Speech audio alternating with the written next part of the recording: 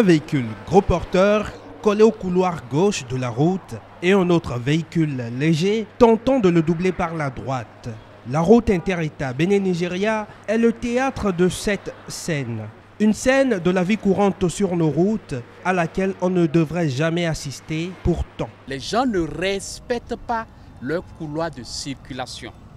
Par exemple, les véhicules gros porteurs doivent circuler à droite et permettre aux véhicules légers de les dépasser par la gauche.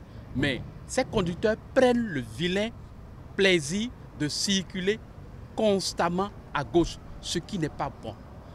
Les gens ne respectent pas les couloirs de circulation au point où, quand d'autres veulent les dépasser, ils sont obligés de les dépasser par la droite, ce qui est contraire aux prescriptions du code de la route. La leçon de conduite du contrôleur général de police est pourtant dictée par le code de la route. Les dépassements s'effectuent généralement par la gauche. Il n'est possible de dépasser par la droite que lorsqu'un usager souhaite doubler un véhicule tournant à gauche. Avant la répression de cette infraction, le discours pédagogique de la police républicaine. Les usagers de la route connaissent parce qu'eux tous ont eu un permis de conduire. Et le permis de conduire, ça ne se délivre pas, ne se délivre que lorsque vous êtes passé dans une auto-école où on vous a enseigné les bonnes pratiques.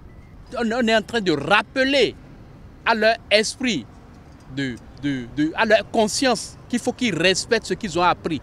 Port obligatoire du casque pour les motocyclistes et celui de la ceinture de sécurité pour les passagers des véhicules, l'appel au civisme sur nos routes du porte-parole de la police républicaine fait déjà office d'avertissement. J'en invite au civisme de tout un chacun, l'esprit de civisme de tout un chacun, pour qu'on commence par respecter le code de la route. Ils verront la police républicaine sur leur route.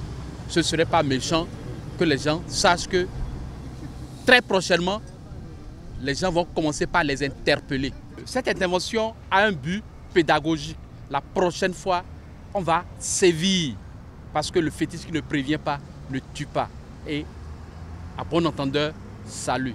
Les accidents de la route seraient la première cause de mortalité chez les jeunes au Bénin. Un cercle vicieux de perte en vies humaines induit souvent par l'inobservance des règles du code de la route.